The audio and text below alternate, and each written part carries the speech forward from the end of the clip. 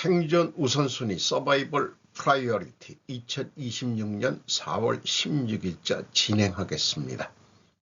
구독, 좋아요 부탁드립니다. 오늘의 편집 내용입니다. 정보의 소비자에서 생산자로라고 제가 작성해 봤습니다. 헤이스택 신드롬, 정보의 바다에서 바늘 찾기. 정보는 인포메이션, 또 인텔리전스라는 표현도 있습니다.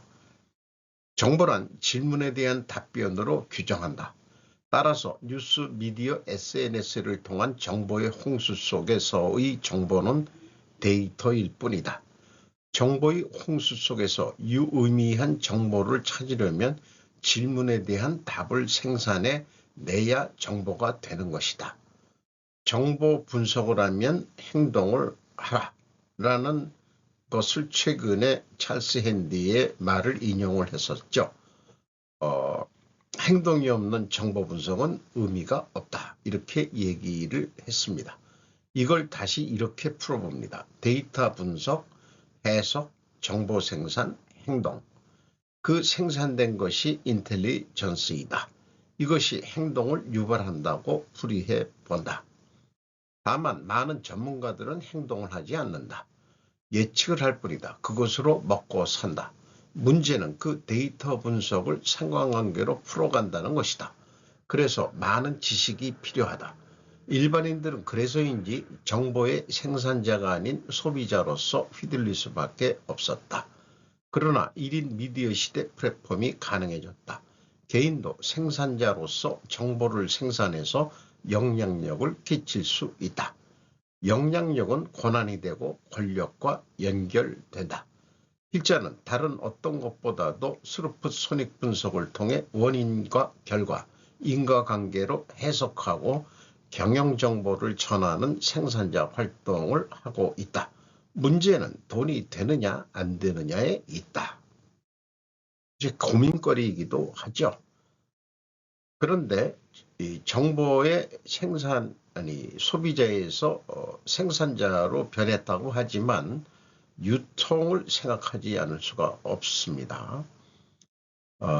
찰스 핸디의 어저께 소개한 거는 소비학습 과정, 소비라는 말을 제가 덧붙였습니다. 질문하기, 개념화하기, 실험하기, 정립하기를 추천했습니다. 생산 전문 과정이라고 보면은 정보를 분석, 원인 질문하고 해석하고 예측을 하는 선까지 가는 거로 비교해 봅니다. 정보 소비자는 어떤 형태로든 돈을 지불하고 있다. 정보 생산자는 어떤 형태로든 돈을 벌고 있을까? SNS 시대에 정보 유통 플랫폼이 가장 돈을 많이 벌고 있다고 생각합니다. 일반 물건 소비자는 소비자가 돈을 지불하는 것이지만 정보 유통 플랫폼은 광고로 돈을 벌고 소비자들은 원칙적으로 무료로 보죠. 이 무료 정보 제공이 사실상 막대한 권력을 행사할 수 있게 되었습니다. 내 것이 방송 언론의 광고 수입은 날이 갈수록 줄어들고 있죠. 그들도 SNS 플랫폼에 올라탈 수밖에 없게 되었습니다. 제4의 권력은 언론이 아니라 실질적으로 정보 유통 플랫폼이 장악한 것이 현재의 미래로 인식됩니다.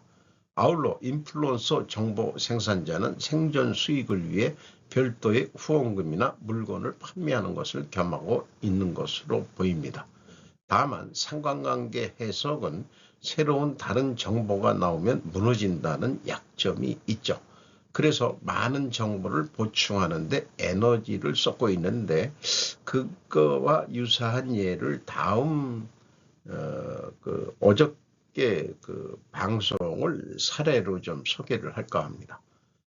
한국인들아 눈치 좀 챙기자라는 자극적인 제목을 붙였습니다. 몽르메이슨 4월 15일 정보 생산자이라고 보고 있습니다.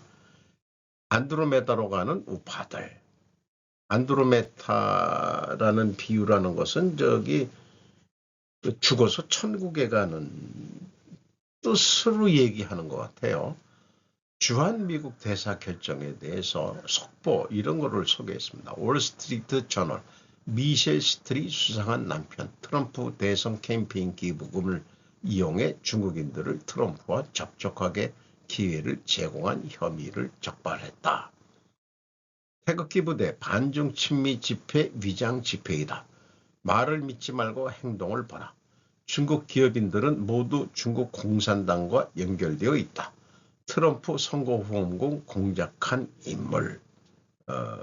미셸 스틸의 남편이 그렇다 이런 얘기예요. 미셸 스틸 반중 친미 아닐 수 있다. 이렇게 얘기를 하고 있네요.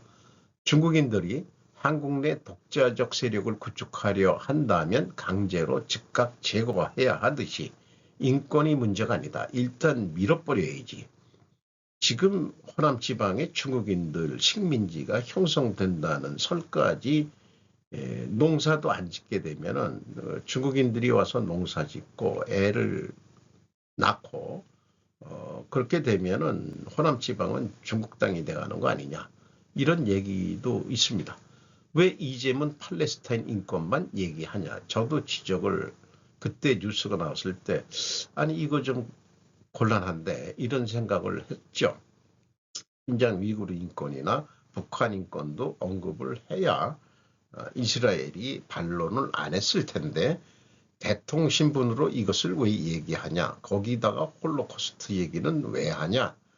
2008년 다른 말로 다른 얘기로 들어가서 2008년 금융위기 때 일본이 돈을 풀어서 살아났다고 표현하는데 2009년 로마 G7 재무장관 중앙은행 총재 회의에서 IMF에 일본이 1000억 달러 미 국채를 대출하는 협정에 서명을 했고 그 국채를 담보로 일본이 1000억 달러를 인출하는 거로 해서 세계 각국에 그 지원을 했다는 거로 소개를 하고 있네요. 당시 세계 최대 규모의 대출로 금융위기 극복에 기여를 했다. 근데 이거를 과거 미국채를 1천억 달러 팔면 된다는 일본 재무상의 그 얘기가 수정된 것입니다.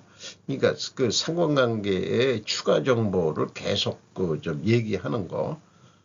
이거를 한 몇 년 전에 저도 들어봤거든요. 그리고 일본 재무장관이 쫓겨나고서 홋카이도인가 어디에서 출마하기로 했는데 자살한 거로 나타납니다.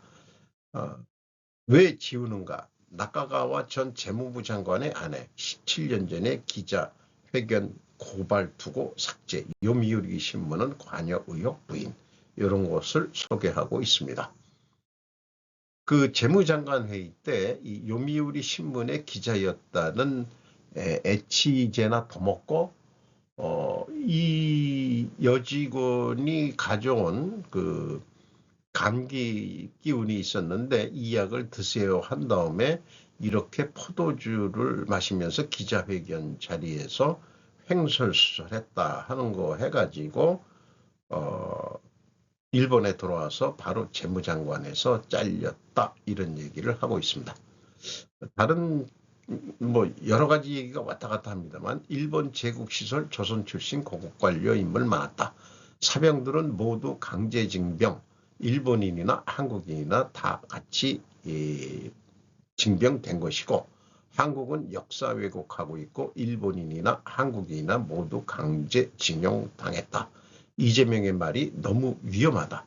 전시작전권 회수 마크롱 만나서 원자력 에너지 우라늄 가져오겠다고 프랑스 합작 원자력 발전소 플루토늄 추출 가능하다. 어쨌든 이거 어쩌면 좋아. 되게 위험한데 노후가 편안할까? 이재명은 살아남을 수 없을 것 같다. 어떻게 생각하십니까? 신문계가 부활할 것이다. 일어날 일은 일어날 것이다. 애매하게 예측을 하고 있습니다. 이재명 대북 성공권, 유대인 한 번 기분 나쁘면 어떻게 될 것인지 매우 궁금하다. 박상영 검사 미래 대통령 후보감 고난의 세월 보낼 것이다. 이재명이 싼 돈이 지금 너무 크다. 현재 이재명 견제 세력은 솔직히 태극기 부대밖에는 없는 게 사실이다. 이렇게 얘기했고, 박상영 검사에 대한 얘기를 나무 위키에서 제가 찾아봐서 이렇게 좀 인용을 했습니다. 2024년 7월 3일 더불어민주당은 현직 검사 4명의 탄핵안을 발의하면서 수사권을 불법으로 행사해 정치적 중립을 위반했다는 사유를 내세웠다. 검사 박상용 탄핵 속초안 장경태 의원 등 170인 의안번호 2201279 당시 박상용 누구 엄누구 4명의 검사의 탄핵안이 동시에 발행이 되었어야 했는데 지금 국회에서 그 증언을 거부하는 것으로 청문회에서 형사소추 우려 등의 이유로 증인 선서를 거부했다. 그래서 이제 뉴스에 이 사람이 떴는데 고난의 세월을 보내고 대통령 후보감으로 나오지 않겠냐 이렇게 또 예견을 하네요. 이런 것은 이제 그 상관관계 추론의 그 전문가인 그 김정민 박사가 하는 얘기겠습니다. 그런 사례를 제가 들어봤습니다. 지정학 리스크 낮은 노르웨이 유럽 석유 대체 공급자 부상하나 김성희 조선비주 4월 15일 노르웨이 석유 생산량 95% 유럽으로 러우 전쟁 때도 에너지로 큰 수익 시추 확대로 환경단체 반발 커져. 요거는 소제목만 얘기를 하겠습니다. 노르웨이 특북해 유전 영국도 뭐 투자가 돼 있는 게 있는지 모르지만은 덴마크도 뭐 관여를 하고 있다고 그러고 여기 이 바다 경계선에서 그 개발되는 것들은 서로 이권으로 조금 이해가 갈린다는 얘기도 있습니다. 여기가 아마 제가 알고 있기로는 러시아 야말반도 LNG 기지로 알고 있습니다. 미국 이란 압박 강화, 중국 은행까지 겨냥한 2차 제재 본격화. 최석진 위키릭스 한국 4월 16일 스콧 베선트 미국 재무장관은 15일 이란 전쟁 와중에 국제유가 폭등한 것에 대한 대응책으로 내놓았던 이란 원유에 대한 판매 승인을 갱신하지 않겠다고 밝히는 등 이란의 돈줄 압박 박차를 가했다 해서 일반 면허였는데 이것을 한시적으로 발급했었는데 이번에 이것을 끊겠다 뭐 이런 얘기고요. 중국은 이란산 원유의 90% 이상을 구매해 왔는데 중국 에너지 수혜의 한 8% 정도밖에는 안 된다.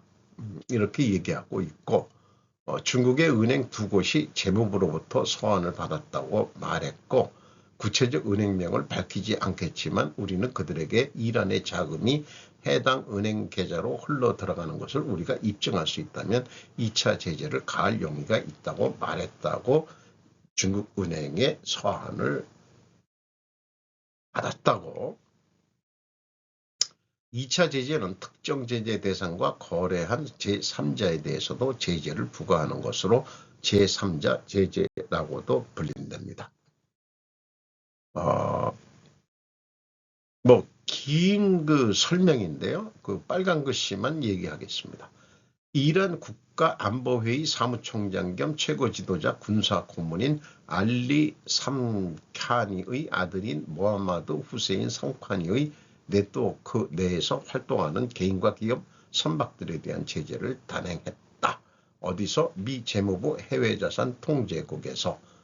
OFFC는 삼카니는 이란 국민을 희생시키며 이란 정권 최상부와 연결된 가문을 부유하게 만드는 수십억 달러 규모의 이란 러시아 석유 판매 제국을 이끌고 있다는 것을 해서 이들을 제재하는 금융 제재 쪽으로 가고 있다 이런 얘기인 거로 이해가 됩니다. 이날 제재 조치에 대해 트럼프 행정부가 이란에 대해 최대 압박 캠페인을 재개한 이후 현재까지 취해진 단일 조처 중 가장 큰 규모라고 설명했다. 이제 뭐 석유시설, 군사시설 이런 거 외에 이제 금융 제재로 마지막 숨통을 죄려는 것 같습니다. 네이버 파이낸셜 두나무 합병 후 최장 7년 내 상장 추진 최하리 조선경제 4월 15일입니다. 어쨌든 그 두나무가 암호화폐 쪽 뭐 이런 기업인데 두나무에 대해서는 말이 좀 이상한 말이 좀 많았어요. 중국 자본도 들어와 있는 거 아니냐 뭐 이런 얘기도 좀 많이 있고 그렇습니다만은 어쨌든 이 엔페이 네이버 파이낸셜하고 두나무하고 합병을 하면서 뭐 7년 내 상장 추진한다. 그건 너무 늦는 거 아닌가 모르겠어요. 이 가운데 있는 사람이 그 네이버의 이혜진 씨 얼굴 같습니다. 이렇게 보이네요. 삼성전자 서초사고가 때로는 만족할 줄도 알아야 1인 시위 등장. 권서와 아이뉴스 24.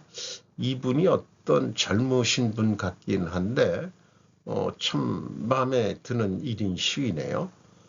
노조 영업이익 15% 성과금 요구 17일 기자회견 23일 결의대회 얘기 예정인데 피켓에는 삼성전자 노조의 고함이라는 문구와 함께 때로는 만족할 줄도 알아야 함 현재의 성과가 그대들만의 초과 능력으로 이루어진 것이 아닌 등을 내용이 담겼다.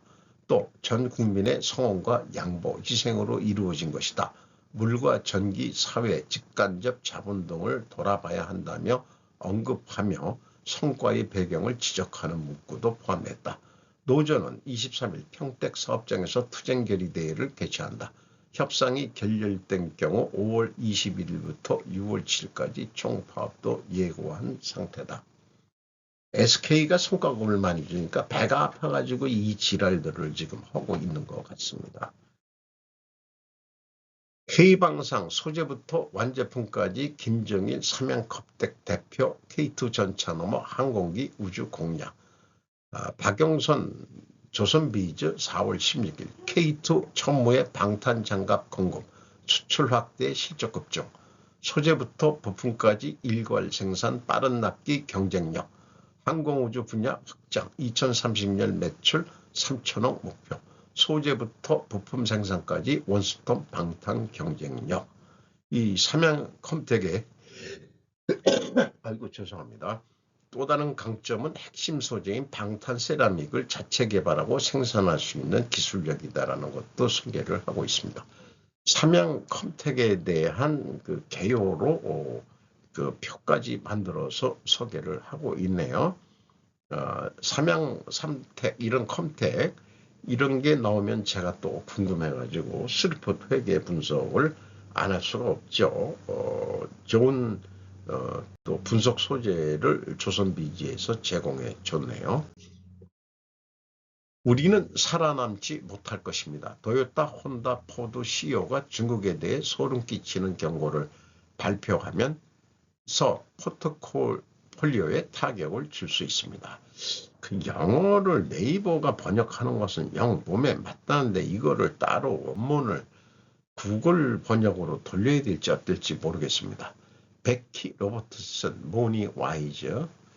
중국은 오랫동안 그 어느 때보다도 효율적인 제조업으로 여겨져 왔을 뿐 아니라 전체 산업 생산의 30% 이상을 담당하는 세계 공장과 자동차와 같은 특정 부문을 장악하고 있어 이해관계자들 사이에 우려의 목소리가 커지고 있습니다.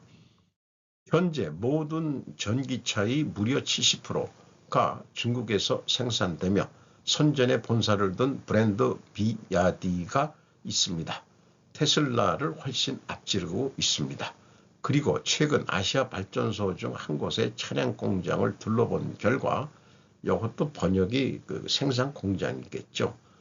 적어도 미베 도시히로 혼다 사장 겸 CEO는 의심의 여지 없이 이를 증명했습니다.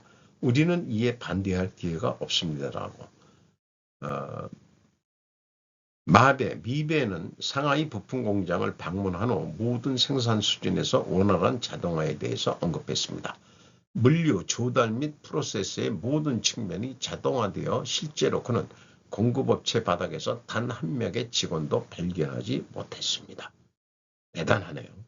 중국의 변두리, 중국의 저렴한 인건비, 레드테이프 부족, 잘 조직화된 공급망, 세금 환급 등은 다른 업체들이 당연히 우려하는 비교할 수 없는 비용 경쟁 우위를 만드는 데에도 도움이 되었습니다. 그리고 돈이 걸려있는 투자자들도 우려할 권리가 있습니다. 잠재적 포트폴리오 의미, 혼다는 최근 문을 닫은 R&D 부분 22개를 부활시켜 더 많은 혁신을 촉진하기 위해 노력하고 있으며 미배는 3월에 기자들에게 디지털화를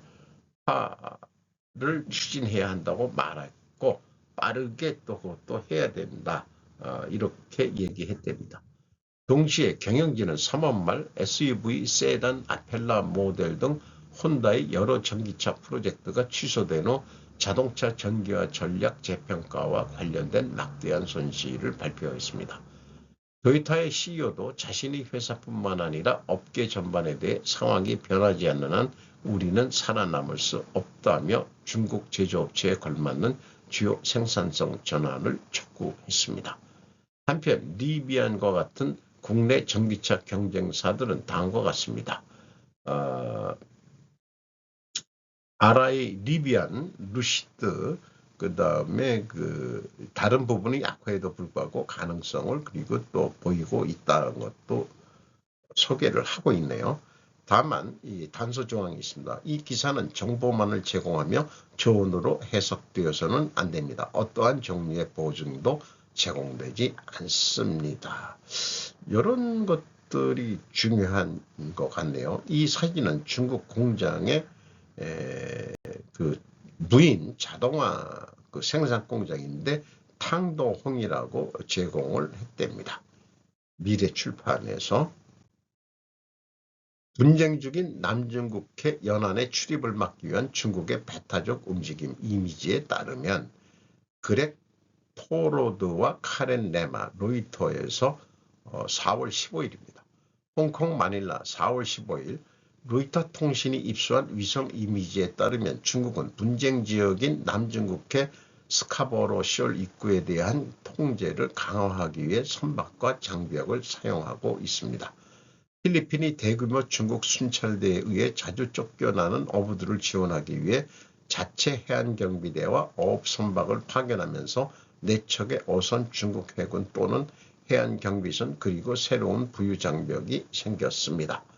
위성 이미지 제공 업체인 벤토, 구 맥서 테크놀로지는 4월 10일 입구 바로 밖에서 중국 해군 또는 해안경비대 순찰선을 엿볼 수 있다고 밝혔습니다.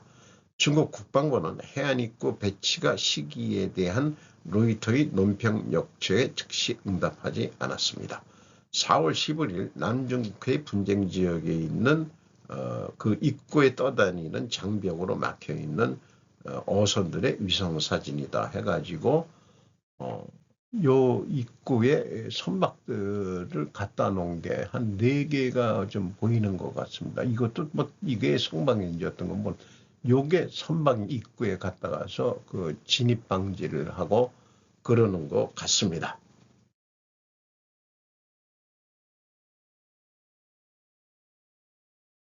오늘도 좋은 하루 되시기 바랍니다.